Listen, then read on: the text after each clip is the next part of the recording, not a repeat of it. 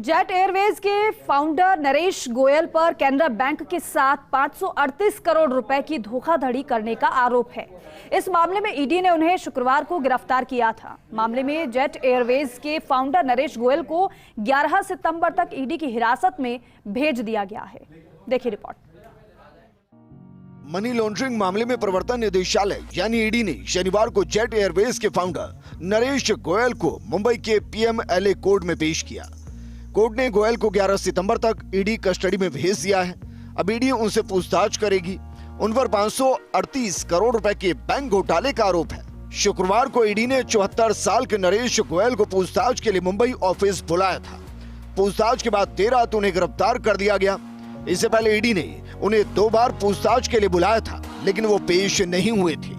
पिछले साल नवंबर में कैनरा बैंक ने नरेश गोयल, उनकी पत्नी अनीता और अन्य के खिलाफ धोखाधड़ी की शिकायत दर्ज की थी। इस शिकायत के बाद मई 2023 में सीबीआई ने फ्रॉड केस दर्ज किया। बाद में ईडी ने भी मनी लॉन्ड्रिंग का केस दर्ज हुआ। 3 पॉइंट में पूरा मामला समझे। जेट को 848 करोड़ 86 लाख रुपए के क्रेडिट लिमिट और लोन दिए गए थे। इनमें से 538 करोड़ 62 लाख रुपए बकाया था। यह अकाउंट 29 जुलाई 2021 में फ्रॉड घोषित किया गया था। सीबीआई ने 5 मई को गोयल के मुंबई स्थित ऑफिस सहित 60 ठिकानों की तलाशी ली थी। नरेश गोयल, अनीता गोयल और जेट एग्जीक्यूटिव गौरांग शेट्टी के घर पर भी छापे पड़े थे। सीबीआई की एफआईआर के आधार पर ईडी ने 19 जुलाई को मनी लॉन्ड्रिंग का केस दर्ज किया। तब ईडी ने भी गोयल और उनके साथियों के ठिकानों पर छापे मारकर तलाशी ली थी। कैनरा बैंक ने आरोप लगाया था कि जेट एयरवेज के फॉरेंसिक ऑडिट में पाया गया कि जेट ने अपने से जुड़ी कंपनियों यानी रिलेटेड कंपनियों को 1410 करोड़ 41 लाख रुपए ट्रांसफर किए। ऐसा कंपनी के अकाउंट से पैसा निकालने के लिए किया गया। गोयल परिवार के पर्सनल खर्चे जैसे स्टाफ की सैलरी, फोन बिल्स और व्हीकल एक्सपेंसेस सब जेट एयरवेज से ही होते थे। गोयल ने 1993 में जेट एयरवेज की स्थापना की थी।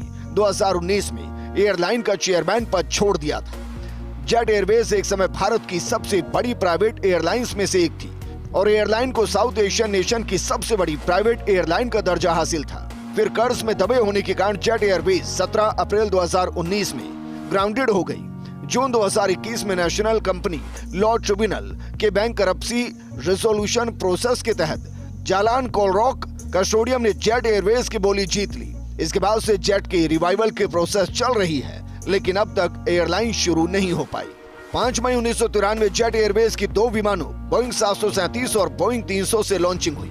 2006 एयर सहारा को 50 करोड़ में खरीदा। 2012 जुलाई में कंपनी डोमेस्टिक मार्केट शेयर के मामले में इंडिगो से पिछड़ गई। 2013 एतिहाद ने जेट का 24% शेयर खरीदा। नरेश गोयल के पास 51% शेयर रह गया। 2018 में पहली बार जनवरी-मार्च 2018 तिमाही में कंपनी को घाटा हुआ। 2018 अगस्त में कंपनी ने अपने कर्मचारियों की सैलरी में 25% कटौती का ऐलान किया। 2018 दिसंबर में डोमेस्टिक एयरलाइंस के दौरान मिलने वाला फ्री खाना बंद कर दिया गया। 2019 जनवरी में कंपनी ने बैंकों से लिए लोन की ईएमआई नहीं भरी। 2019 25 मार्च को नरेश गोयल ने कंपनी के चेयरमैन पद और बोर्ड से इस्तीफा दिया। 2019 17 अप्रैल को जेट ने रात 10 बजे अमृतसर से मुंबई के लिए अपनी आखिरी उड़ान भरी। जेट एयरवेज को डुबोने वाली बड़ी वजह, जेट एयरवेज स्ट्रेटेजिक इन्वेस्टर्स को ढूंढने में भी नाकाम रहा, जिससे घाटा बढ़ता गया। एयरलाइंस अपनी बैलेंस शीट भी संभालने में नाकाम रही। जेट एयरवेज ने इंडिगो, स्पाइसजेट और गो एयर को गंभीरता से नहीं लिया। इन एयरलाइंस ने सस्ते टिकट का बिजनेस अपने पास खींच लिया।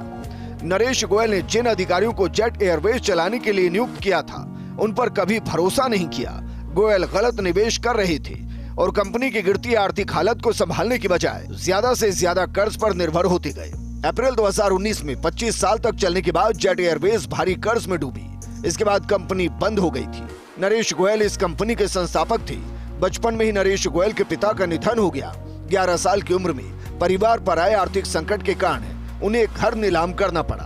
फिर वो अपनी मां के चाचा के साथ रहने लगे।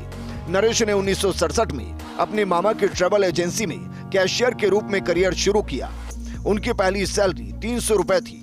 ग्रेजुएशन के बाद वो लेबनानी इंटरनेशनल एयरलाइंस के लिए GSA के साथ ट्रैवल बिजनेस में शामिल हो गए और ट्रैवल एजेंसी चलाने लगे। Bureau report, first India news, Jaipur.